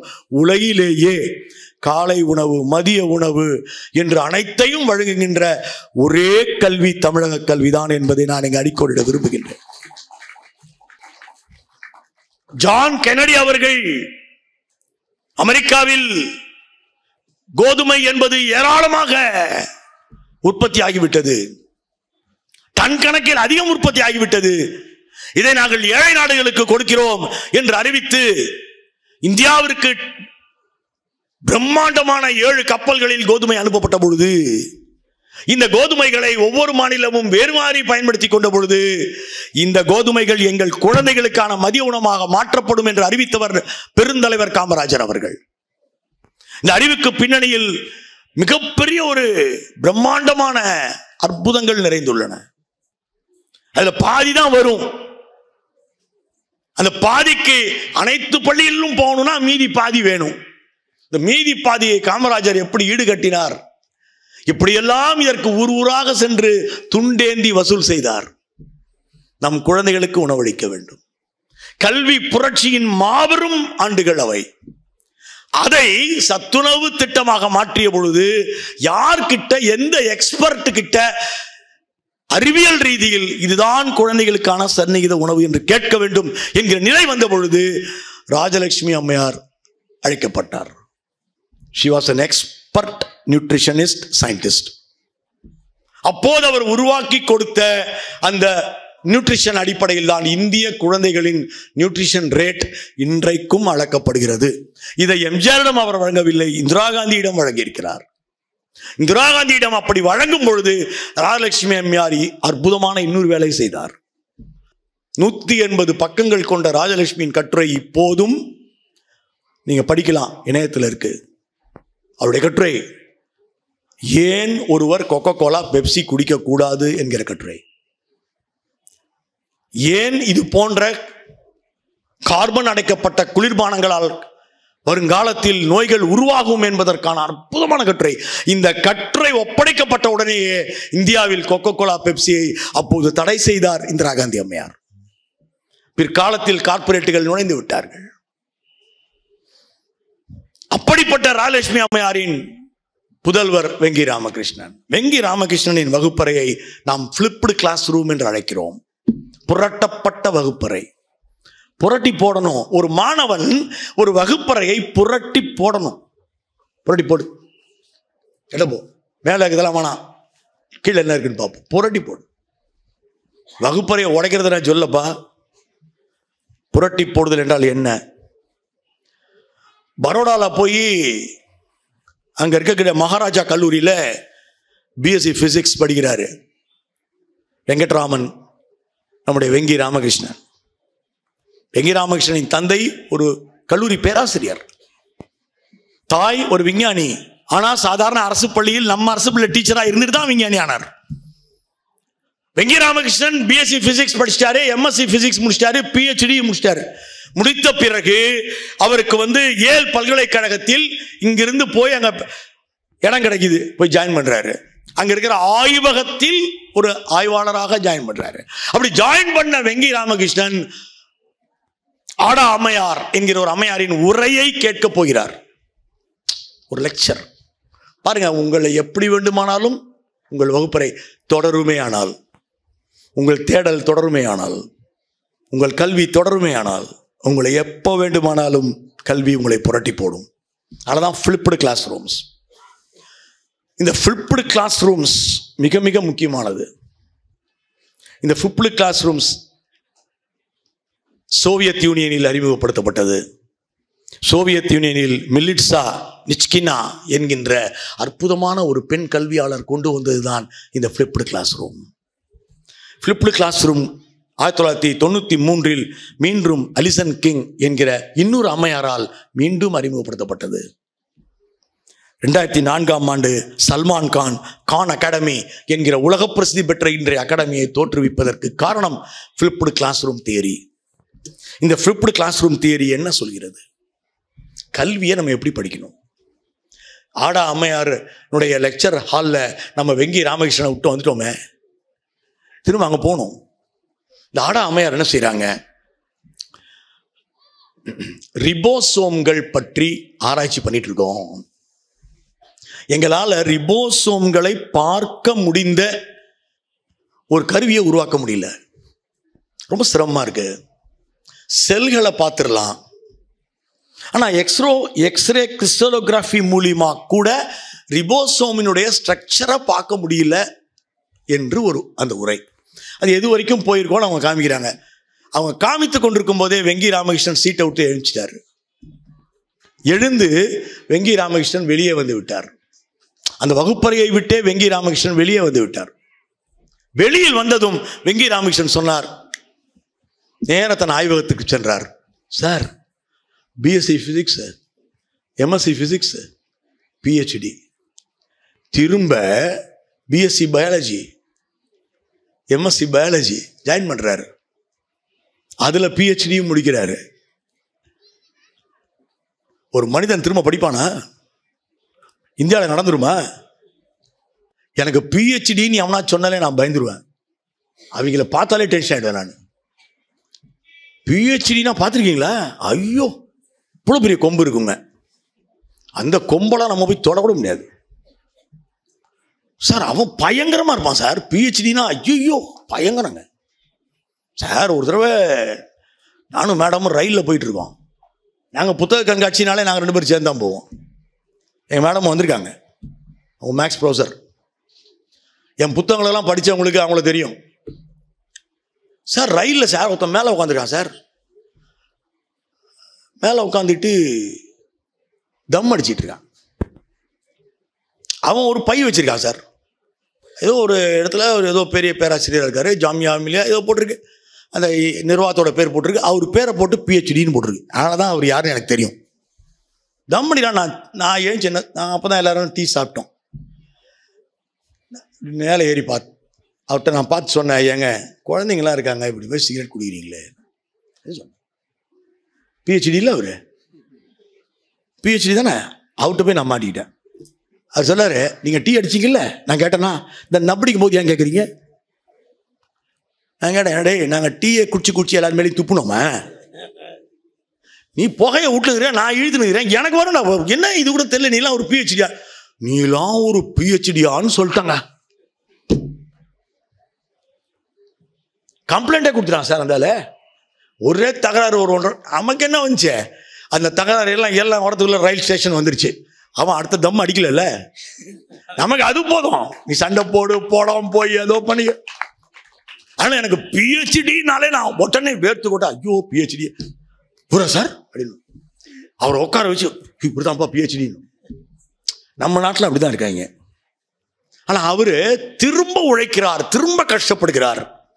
எவ்வளவு அற்புதமான விஷயம் பாருங்க. அந்த ஆடா அம்மையார் உரையாற்றுகிறார், அந்த உரையை கேட்கிறார். கேட்ட பிறகு அந்த தேடலில் ஈடுபடுகிறார். 2007ஆம் ஆண்டு நோபல் பரிசு வெங்கி ராமகிருஷ்ணன், ஆடா அம்மையார் இருவருக்கும் வழங்கப்படுகிறது. ரிபோசோம்களின் கட்டமைப்பை கட்டுடைத்ததற்காக. அந்த வகுப்பறை தான் ஃபிளிப்டு கிளாஸ் ரூம். எப்ப வேணாலும் நீங்க ஆரம்பிக்கலாம். ஃபிளிப்டு கிளாஸ் ரூம். புரட்டி போடுறா கல்விய, எனக்கு அது வேணாம், படிச்சாதான் முதல்ல ஆரம்பி. மறுபடியும் முதல்ல இந்த ஆமாங்க 50 போட்டா இன்னும் சாப்பிட்டேன் கணக்கு தெரியல உனக்கு, முதல்ல இந்த ஆரம்பம். ஃபிளிப்டு கிளாஸ் ரூம். அடுத்த அற்புதமான சார், இன்னொரு 10 நிமிஷம் இருக்கா, பேசலாமா சார்? அடுத்த அற்புதமான product MS Saminathan sir. MS Saminathan என்கிற ஒரு அற்புத அறிஞர் சார். நான் அவர்கிட்ட அப்படி உட்காந்து பேசிட்டு இருந்திருக்கேன். MS சாமிநாதன் பேசிட்டு இருந்தாலே போதுங்க, நீங்க பிஹெச்டி வாங்கின மாதிரி. கலாம் ஒரு சில விஷயங்கள்ல ரொம்ப முரண்படுவார். இப்போ MS சாமிநாதன் சொல்லுவார், வார்த்தைகளே பேச மாட்டார். MS Swaminathan cooperative classroom என்று அழைக்கப்படும் கூட்டுறவு வகுப்பறையை சார்ந்தவர். கும்பகோணத்தில் பிறக்கிறாரு 1925 ஆகஸ்ட் 7. சீனிவாச ராமானுஜன் படித்த அதே பள்ளியில் படிக்கிறார். படிச்சுட்டு அவர் 11 வயசா இருக்கும்போது அப்பா இறந்து போயிடுறாரு. விவசாய குடும்பங்க. அவங்க விவசாயத்தில் அரிசி போட்டு பார்க்குறாங்க. அப்புறம் ஒரு பெரிய ஒரு தேங்காய் மண்டி வச்சுருந்தாங்க. திடீர்னு எல்லாத்தையும் விட்டுவிட்டு அவங்க சித்தப்பா என்ன பண்ணுறாரு, இனிமேல் காப்பிக்கு தான் மதிப்பிடான்ட்டு காப்பி எஸ்டேட் ஆரம்பிக்கலான்னு ஆரம்பிக்கிறாரு. கும்பகோணத்தில் போய் காப்பி விளையுமா ஏங்க? அந்த இடம் தான் இவருக்கு இடியுது.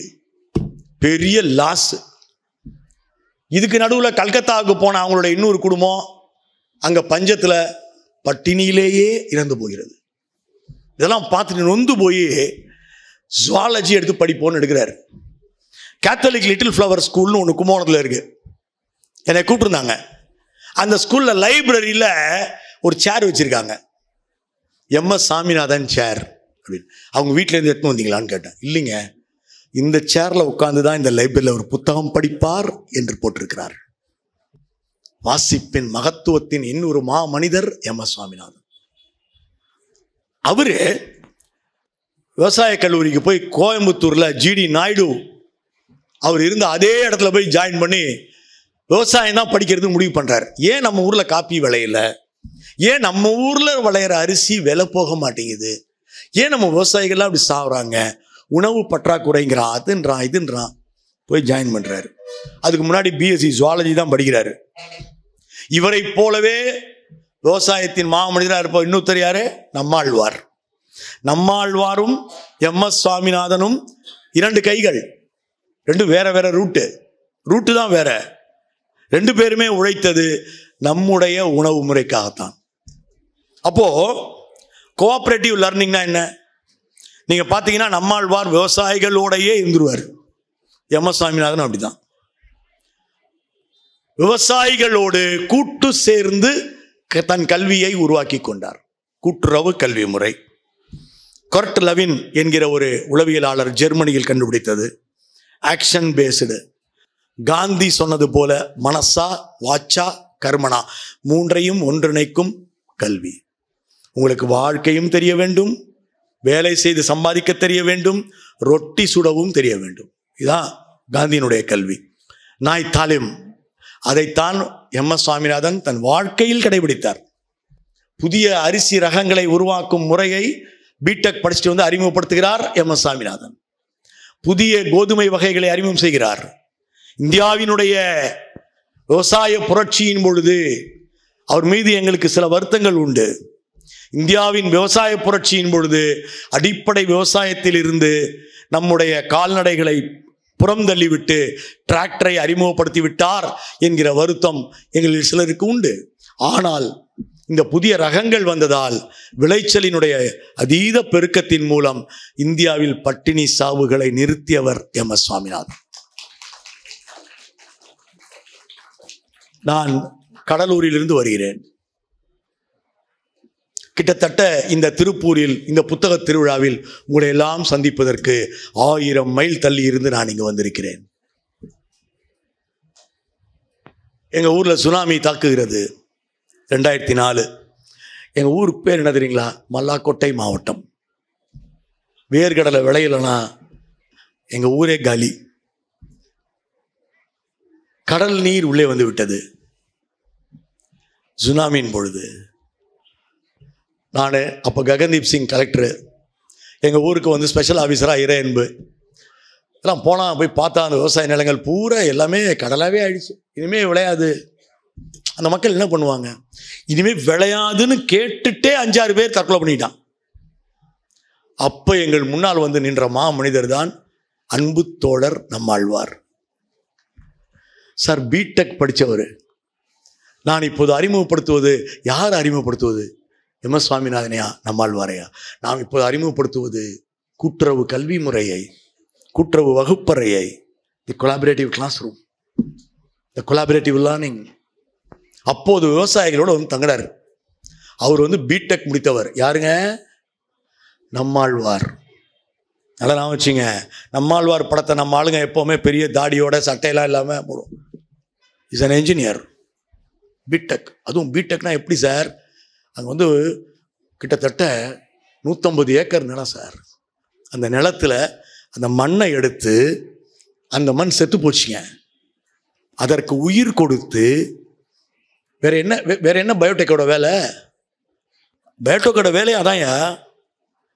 உயிரற்ற ஒரு மண்ணிற்கு நுண்ணுயிரிகளை உள்ளே திணித்து அதை உயிருள்ளதாக மாற்றி அடுத்த 6 மாதத்திற்குள் நாங்கள் வேர்க்கடலையை திரும்ப பெறுவதற்கான வழியை ஏற்படுத்தி கொடுத்தவர் நம்மாழ்வார் அவர்கள். அவருடைய கொலாபரேட்டிவ் கல்வி, விவசாயிகளுடன் கூட்டு சேர்ந்து கற்றுக்கொள்ளும் கல்வி, இந்த வகுப்பறைகளை எல்லாம் கடந்து நாம் அற்புதமாக சென்று ஒரு மாமனிதரை சந்திக்கிறோம். அதுதான் அப்துல் கலாமின் வகுப்பறை. நம்முடைய ப்ராடக்ட் வரும். நம்ம +2 நம்மளுடைய ஸ்கூல், நம்மளுடைய கான்செப்ட்ஸ்ல படித்தவர் அப்துல் கலாம். வகுப்பறை வாசிக்கும் வகுப்பறை, the reading classroom. Sir, வாசிக்கும் வகுப்பறை என்றால் என்ன? பாட புத்தகங்களை கடந்து சார் உங்களுக்கு வந்து ஒரு சிலபஸ் கொடுத்துருக்கிறான், ஒரு புக்கு கொடுத்துருக்கிறான். அந்த புக்கை ஒரு டீச்சர் எடுக்கிறாரு, புரட்டுறாரு, அதை அப்படியே படிச்சு காமிக்கிறாரு, எழுதி காமிக்கிறாரு. அதை படிச்சிட்டீங்க, படிப்பாளி ஆயிட்டீங்களா? இல்ல. இது கலாமின் கூற்று இல்ல. அப்துல் கலாம் 7 வயதில் பேப்பர் போடும் சிறுவனாக இருந்தவர்.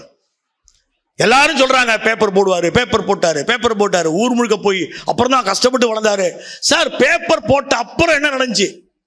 தினமும் அவர் பேப்பர் போட்டு முடிச்சதும் அவர் பேப்பர் போட சொன்ன அந்த மாணிக்கம் ஒரு இங்கிலீஷ் பேப்பர், ஒரு தமிழ் பேப்பர் அவருக்கு ஃப்ரீயா கொடுப்பாரு. அந்த ஒரு இங்கிலீஷ் பேப்பர், ஒரு தமிழ் பேப்பர் எடுத்துட்டு போற கலாம் அந்த நாள் முழுவதும் அந்த பேப்பரை படிப்பார். இப்படித்தான் கலாமின் வாசிப்பு தொடங்கியது. கடைசி 10 ஆண்டுகள் அந்த அற்புத மனிதரோடு சிறப்பான ஒரு உறவில் இருந்தவன் நான். என் புத்தகங்களை எல்லாம் வாசித்து விட்டு அவ்வப்பொழுது மெயில் அனுப்பிச்சிட்டே இருப்பாரு.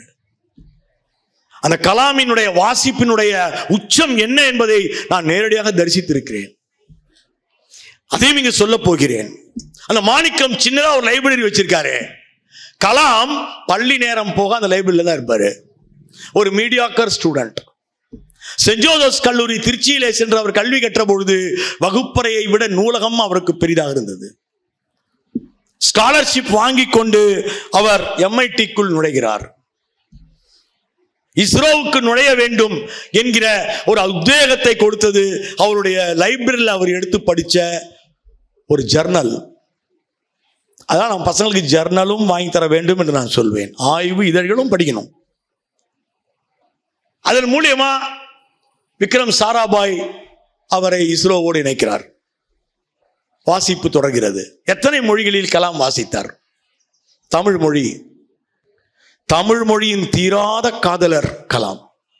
உலகத்தின் தலை சிறந்த புத்தகம் எது என்று கலாமிடம் கேட்டார்கள். தன் வாழ்க்கையில் ஏறத்தாழ 1 கோடி புத்தகங்கள் படித்த மாமனிதன் திருக்குறள் தான் என்று பதில் சொன்னான். இந்த உலகத்தின் தலை சிறந்த புத்தகம் திருக்குறள் தான் என்று பதில் சொன்னவர் கலாம். உங்கள் வாழ்க்கையில் என்னைக்காவது நீங்கள் ஒரு யாத்திரை போக வேண்டும் என்று நினைத்தார், கலாமின் கல்லறைக்கு செல்லுங்கள். ராமேஸ்வரத்தில் இருக்கும் கலாம் நினைவகத்திற்கு போய் பாருங்கள். கலாம் கையில் திருக்குறளோடு அமர்ந்திருப்பார். நம் நாட்டில் திருக்குறளோடு அமர்ந்திருக்கும் முதல் மாமனிதர் பேரறிஞர் அண்ணா அவர்கள். சட்டை இல்லாம திருக்குறள் படிச்சுட்டு சிலையெல்லாம் எந்த ஊர்லயும் எந்த தலைவனுக்கும் வைக்கல. வாசிப்பையே சிலையாக கொண்ட ஒரு மாமனிதர்கள் இவர்கள். திருக்குறளுக்கென்று ஒரு மண்டபத்தை கட்டி அதை கல்லில் பதித்து உலகிற்கே திருக்குறள் அற்புதமானது என்று அறிவித்த மாமனிதர் கலைஞர். கலாமின் கல்லறைக்கு போய் பாருங்கள். கலாம் ஒரு கண் குர்ஆனாகவும் இன்னொரு கண் குறளாகவும் இருப்பதை நீங்கள் பார்ப்பீர்கள். படிப்பட்ட ஒரு மாமனிதர். 1979 SLV ராக்கெட் ஃபெயிலியர் ஆயிடுது. நம் நாட்டில் 2 புத்தகத்தை எவனுமே படிக்க மாட்டான். ஒரே ஆச்சரியமா இருக்கும். ஒன்னு காந்தி அடிகள் எழுதிய சத்திய சோதனை. இது இல்லாத லைப்ரரியே இல்லைங்க. இன்னைக்கும் நீங்க ஏதாவது லைப்ரரி திறந்தீங்கன்னா கவர்மெண்ட் உங்களுக்கு அந்த புக் அனுப்பிச்சிருவாங்க, வாங்கி வச்சிருவாங்க. அடுத்தது நம்மால் கவரையே பிரிக்க மாட்டான், ஆனா கையில வச்சிருப்பான். எது தெரியுங்களா? அப்துல் கலாம் எழுதிய அக்னி சிறகுகள். இது ரொம்ப வருத்தத்திற்குரிய செய்தி. கலாம் அக்னி சிறகுகள் எழுதுகிறார். 1979 SLV ஃபெயிலியூர். SLV ஃபெயிலியூர் ஆயிடுச்சு. கடலில் போய் விழுந்து விட்டது. காரணம் தெரியல. மிக பிரம்மாண்ட தோல்வி. ஏனென்றால் நூற்றுக்கணக்கான கோடி அவுட். அப்போது தன்னுடைய லீடர் அவங்களாம் எப்படி நடந்துக்கிட்டாங்க, தன்னை ரெஸ்பான்சிபிள் ஆக்காம தான் எப்படி காப்பாற்றப்படும், இதெல்லாம் அவர் எழுதி கொண்டு போகிறார். உணர்ச்சியோடு எழுதுகிறார். ஆனால் அடுத்த ஒரே ஆண்டில் 1980 அது வெற்றி. எப்படி வெற்றி அடைஞ்சது? கலாம் ஒரு 30 நாட்கள் காணாமல் போனார். இந்த இடத்தில் தான் அவருடைய வாசிக்கும் வகுப்பறை கை கொடுக்கிறது. கலாம் தமிழில், ஆங்கிலத்தில், அரேபிய மொழியில் வாசிப்பாளர்.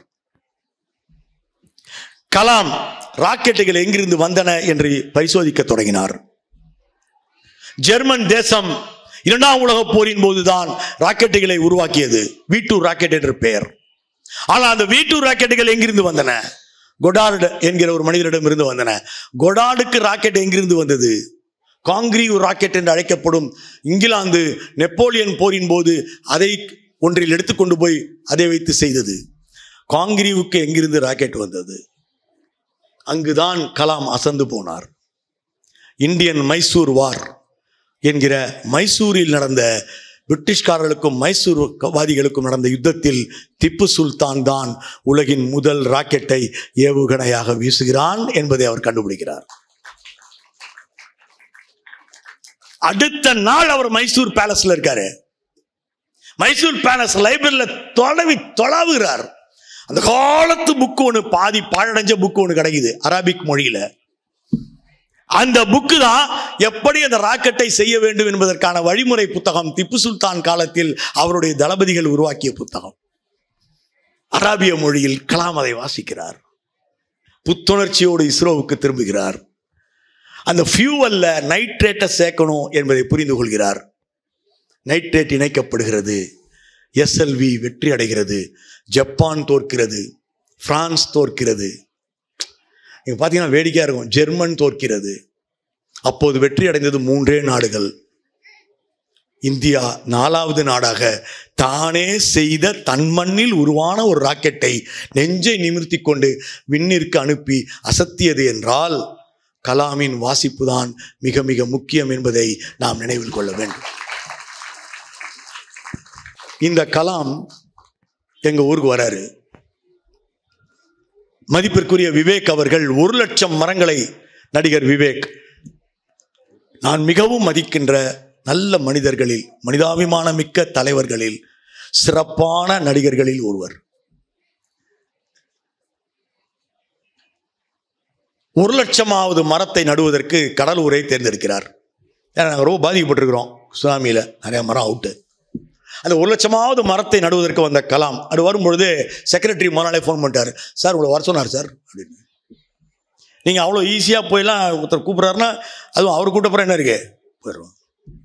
கூட ஒரு நேரம் பேசிகிட்டு இருக்கோம். அப்போ திடீர்னு கேட்டார் கலாம், மௌலியா தர்காங்கிறது எங்கே இருக்குது என்று கேட்டார். இங்கே எங்கேயும் இருக்குதாம்லன்னார். இருங்க, 1/2 ஹவரில் சொல்கிறேன்ட்டு நான் வெளியே வந்துட்டேன். ஏன்னா எங்கள் ஊரில் இருக்கிற எல்லா தர்காவுக்குமே மௌலியா தர்கான்னு தான் பேர்.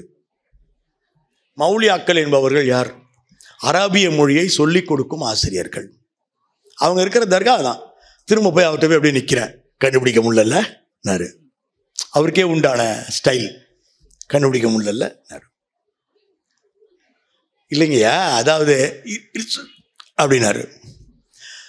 1620s கட்டினது. எதிரில் ஒரு பாழடைஞ்ச போர்ச்சுகீஸ் சர்ச்சு இருக்கா பாரு, வில்லியனூர். உடனே கண்டுபிடிச்சிட்டேன். வில்லியனூர். ஐயா இங்கேருந்து ஒரு 3/4 மணி நேரம் ஆகுங்கய்யா.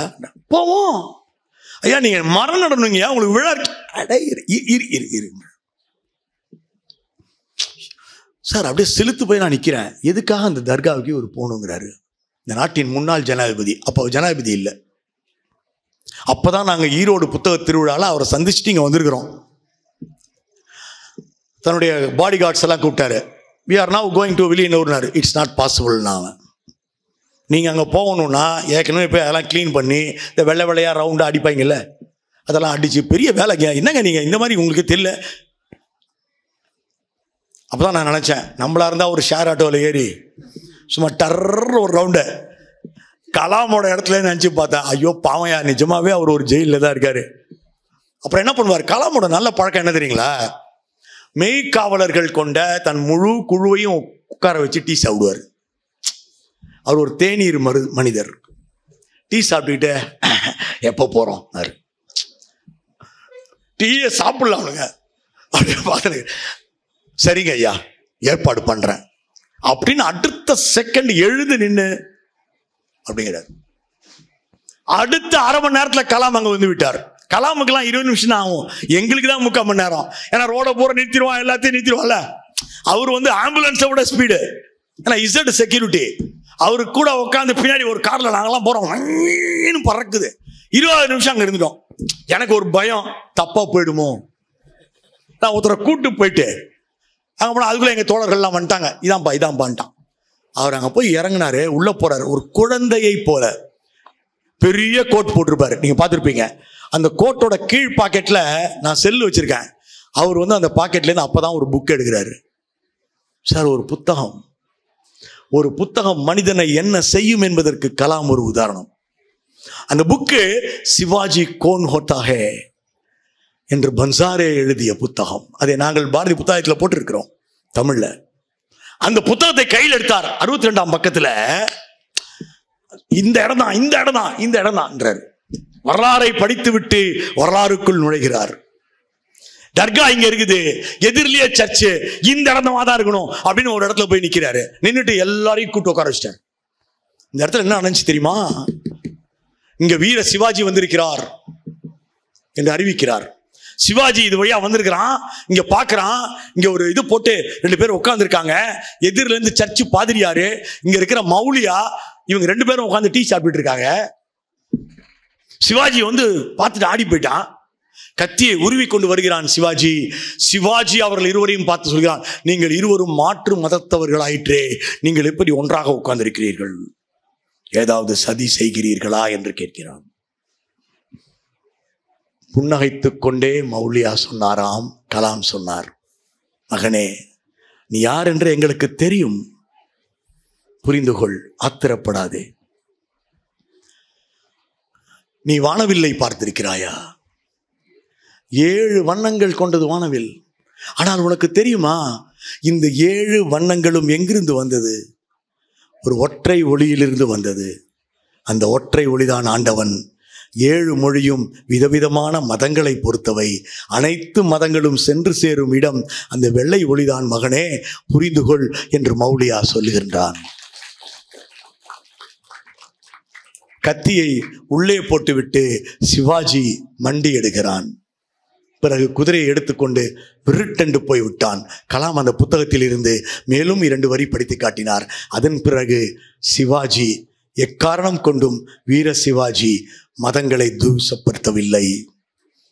மனம் திருந்தி அவன் மகா சிவாஜி ஆனான் என்கிற ஒரு வரியை வாசித்து காட்டினார் கலாம். கலாமின் வகுப்பறையை போற்றுவோம், புத்தகங்களை வாசிப்போம். நன்றி, வணக்கம்.